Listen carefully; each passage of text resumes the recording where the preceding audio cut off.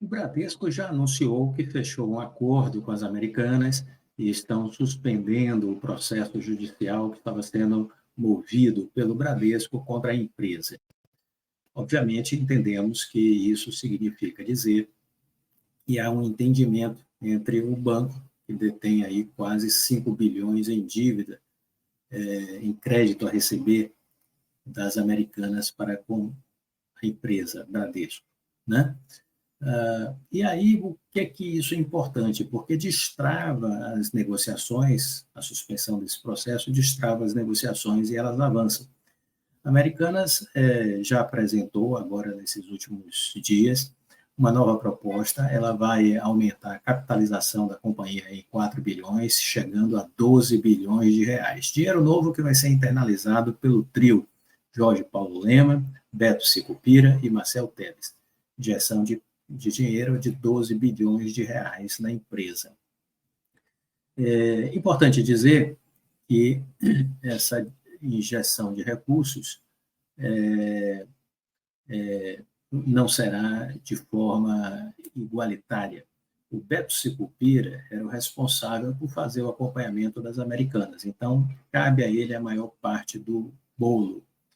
6 bilhões dos 12 será internalizado pelo Beto Sicupira, metade. Os outros 6 bilhões serão divididos. 3 bi para o Jorge Paulo Lema, 3 bi para o Marcel Teles. Justo, razoável, porque era da obrigatoriedade do Beto Sicupira fazer esse acompanhamento. Muito bem. O que mais podemos falar sobre essa reestruturação das americanas do ponto de vista de engenharia financeira? Olha, ela pretende, isso me chamou muito a atenção, ela pretende sair da recuperação judicial. Veja vocês, Americanas pretende sair da recuperação judicial com uma dívida bruta, pasme, de 1,875 bilhão de reais. Vou repetir. Eles pretendem sair da recuperação judicial com uma dívida bruta de 1,875 bilhão de reais. Ora, a dívida atual é de 42 bi,3. Dívida bruta atual é de 42,3 bi, dos quais 5,5 bi são de fornecedores, 1,6 bi de litígios e 35 bi de dívida bancária. Esses 35 aqui, quase 5 é o Bradesco. Pois bem, depois da injeção desses 12 bilhões que eles vão fazer, os bancos vão colocar,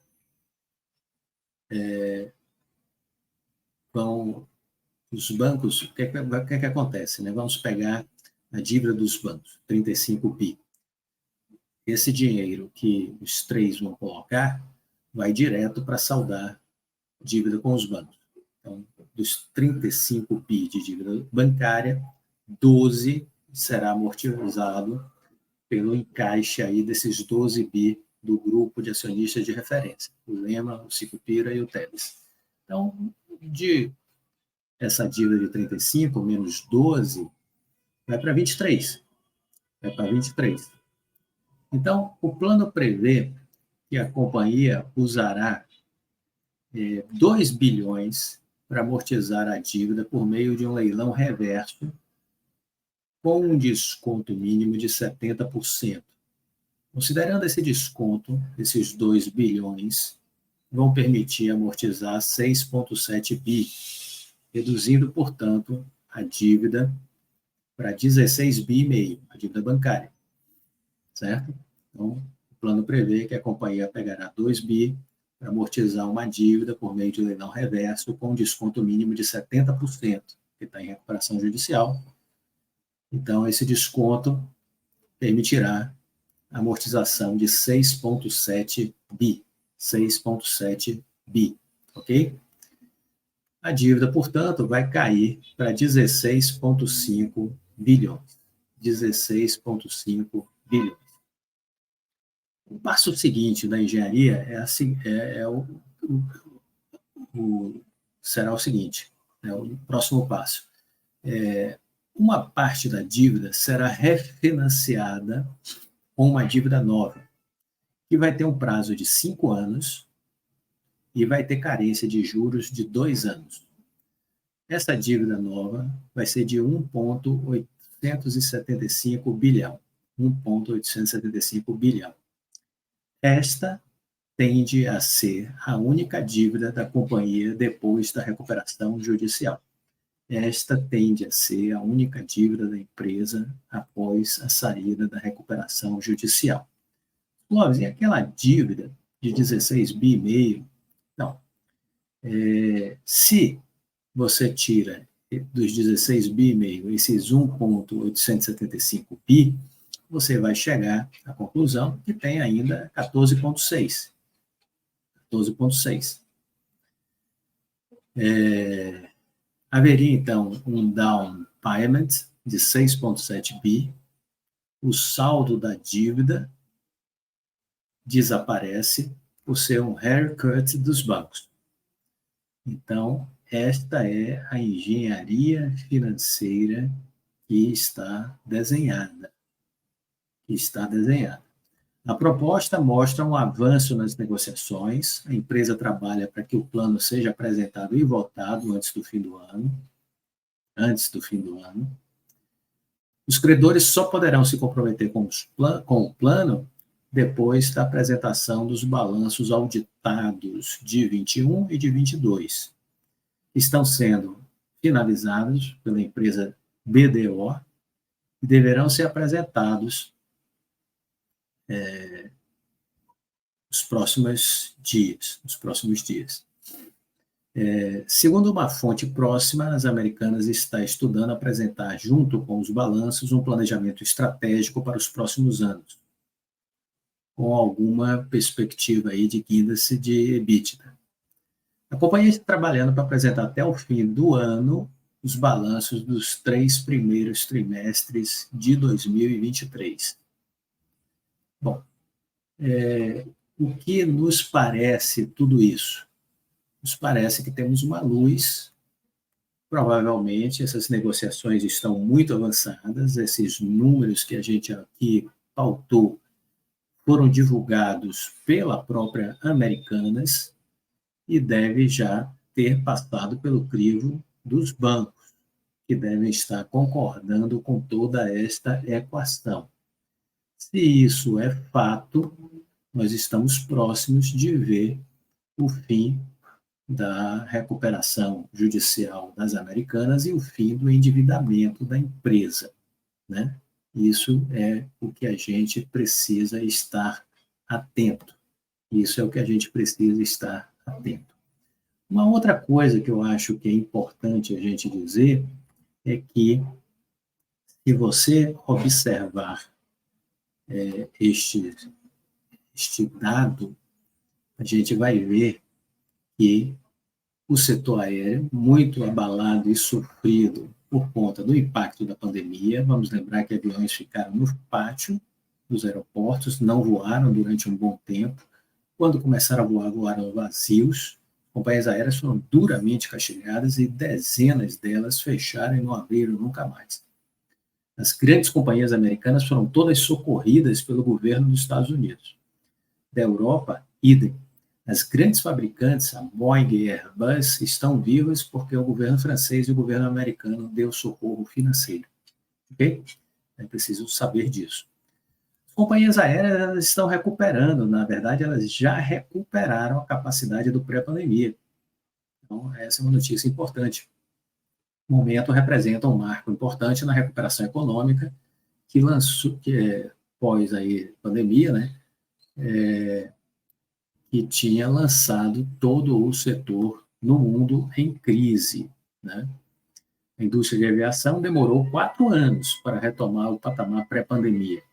E esta semana a capacidade global das empresas aéreas está pronta para finalmente ultrapassar seus níveis correspondentes de 2019, com base em dados da empresa de análise de aviação Cirium. O momento representa um marco importante na recuperação econômica da pandemia, que lançou o mercado de 1,17 trilhão de dólares em uma crise sem precedentes na história da aviação mundial. O fechamento generalizado das fronteiras forçou as companhias aéreas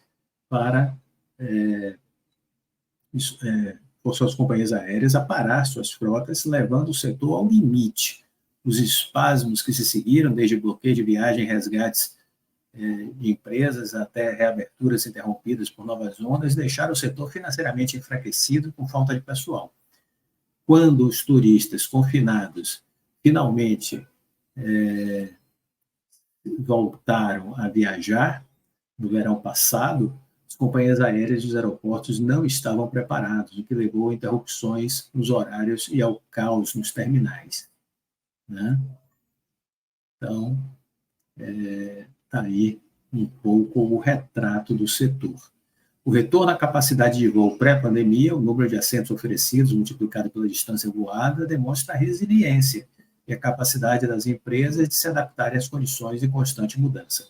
Ainda assim, esse setor se tornou mais difícil em muitos aspectos. As viagens para a China continuam deprimidas, mantendo um mercado importante, em grande parte, à margem da recuperação. As companhias aéreas têm enfrentado dificuldades com os persistentes gargalos no fornecimento de aeronaves, uma dor de cabeça que ainda continua. Além disso, o espaço aéreo da Rússia está fechado para muitas companhias ocidentais, o que contribui para uma série de desafios, inclusive aí estamos falando de aumento de custos nas viagens. Né? O lucro do setor será inferior a 40% do nível de 2019, esse ano, de acordo com a ITA, que é a Associação Internacional de Transportes Aéreos. 40% abaixo do nível de 2019, o lucro, tá vendo? As viagens de negócio ainda não se recuperaram totalmente e não está claro quando se recuperarão. Com as perspectivas incertas de uma recuperação ainda nesse setor empresarial, as operadoras estão aproveitando o que podem do boom das viagens para correr atrás dos prejuízos, o que está desaparecendo. Os atrasos na entrega de jatos, recentes problemas com motores estão obscurecendo as perspectivas de crescimento e mantendo os aviões mais antigos em serviço. A mão de obra, o combustível de aviação mais alto, conta dos commodities, né? E o serviço de dívida estão ficando mais caros.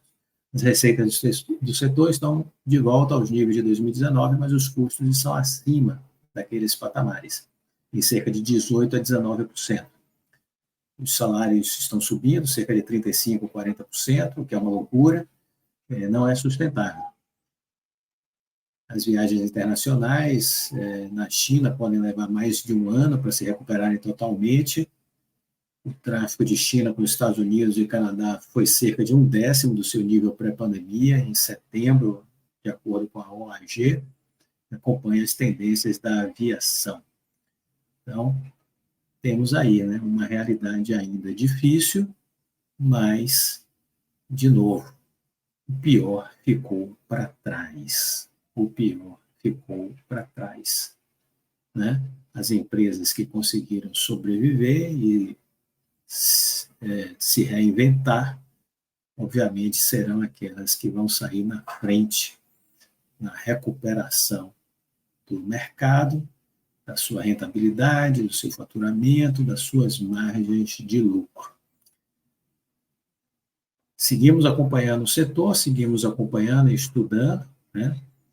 É importante que você tenha essa clareza para estudar o que você gosta, o que você conhece, o que você entende. Antes de investir, o estudo é fundamental. Antes de você investir, o estudo é fundamental. Por falar em estudo, para a gente finalizar, drogarias americanas estão fechando as portas. Você ouviu falar sobre isso?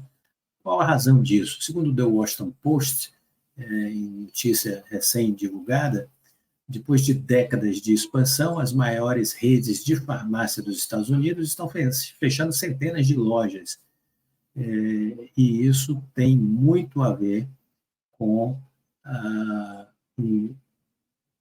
uma realidade econômica deste momento nos Estados Unidos, onde tivemos aí a pressão da alta dos juros, e também uma ação mais agressiva por parte de grandes redes como Walmart e Amazon, né? Estão aí também fustigando as redes farmacêuticas. Então, temos aí tempos de maior competição. Amazon e Walmart, tradicionalmente, aumentam as suas ofertas de farmácia, tratamentos médicos, sempre com preços mais competitivos do que as redes farmacêuticas, né? As redes de farmácia estão deixando de investir em pessoal, um analista do segmento nos Estados Unidos. A farmácia é a única coisa nessas redes que as diferencia de outros concorrentes do varejo. Se o serviço for ruim ou as receitas atrasarem, os clientes ficarão ainda mais desanimados. Os varejistas também tiveram problemas aí ao longo desses últimos tempos, em especial por conta de uma epidemia de opioides que já causou mais de 300 mil mortes nos Estados Unidos desde 2000, né? A Walgreens, por exemplo, e a CVS chegaram a acordos de 10 bilhões de dólares com vários estados, e a Kruger concordou em pagar 1,2 bilhão de dólares. A Rite Aid chegou a um acordo sobre opioides de 30 milhões de dólares em 2022, com o gabinete do Procurador-Geral da Virgínia, mas enfrenta vários outros casos nos tribunais distritais dos Estados Unidos. Então, lá, a responsabilização de empresas é pesada, as penalidades são duras, na casa dos milhões de dólares, até mesmo bilhões, né? O Brasil deixa muito a desejar no sentido de ter um tratamento mais rigoroso com relação àqueles que, de alguma maneira, não fazem direito o seu trabalho, né? Bom, eu quero aproveitar e dizer que, se você ainda não aderiu ao processo judicial contra a Oi, a ação coletiva criada aí pelo Instituto Empresa, contra a Oi e contra a Lix, você ainda pode. Na página aqui de comentários tem 3 links com possibilidades distintas de você aderir a essa ação coletiva. Se você gostou do vídeo, deixe o seu like, compartilhe com os amigos, fique com Deus e até a próxima. Tchau.